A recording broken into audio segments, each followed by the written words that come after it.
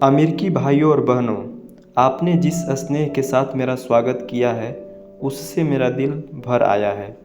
मैं दुनिया की सबसे पुरानी संत परंपरा और सभी धर्मों की जननी की तरफ से धन्यवाद देता हूँ। सभी जातियों और संप्रदायों के लाखों करोड़ों हिंदुओं की तरफ से आपका आभार व्यक्त करता हूँ।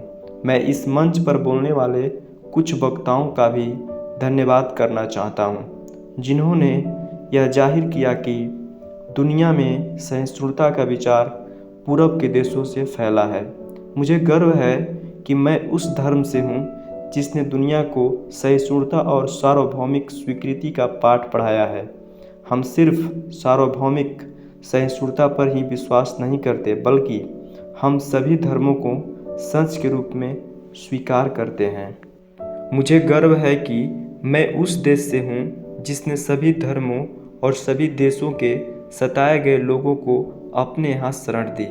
मुझे गर्व है कि हमने अपने दिल में इजराइल की वो पवित्र यादें संजो रखी है, जिनमें उनके धर्म स्थलों को रोमन हमलावरों ने तहस नहस कर दिया था और फिर उन्होंने दक्षिण भारत में शरण ली।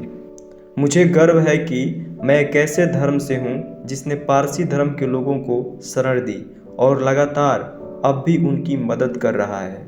मैं इस मौके पर वह श्लोक सुनाना चाहता हूँ जो मैंने बचपन से याद किया और जिसे रोज करोड़ों लोग दोहराते हैं। जिस तरह अलग अलग जगहों से निकली नदियाँ अलग अलग रास्तों से होकर आखिरकार समुद्र में मिल जाती है, ठीक उसी तरह मनुष्य अपनी इच्छा से अलग अलग रास्ते चुनता है। ये रास्ते दिखने में भले ही अलग अलग लगते हैं, लेकिन ये सब ईश्वर तक ही जाते हैं। मौजूदा सम्मेलन में, जो कि आज तक की सबसे पवित्र सभाओं में से है, वह अपने आप में गीता में कहे गए इस उपदेश इसका प्रमाण है।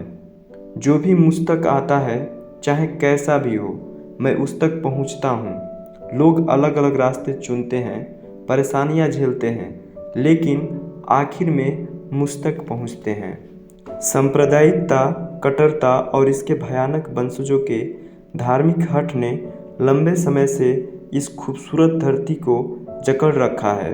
उन्होंने इस धरती को हिंसा से भर दिया है और कितनी ही बार यह धरती खून से लाल हो चुकी है। न जाने कितनी सभ्यताएं तबाह हुई और कितने देश मिटा दिए गए। यदि ये खौफनाक राक्षस नहीं होते तो मानव समाज कहीं ज़्यादा बेहतर होता, जितना कि अभी है, लेकिन उनका वक्त अब पूरा हो चुका है। मुझे उम्मीद है कि इस सम्मेलन का बिगुल सभी तरह की कट्टरता, हठ धर्मिता और दुखों का विनाश करने वाला होगा, चाहे वह तलवार से हो या फिर कलम से।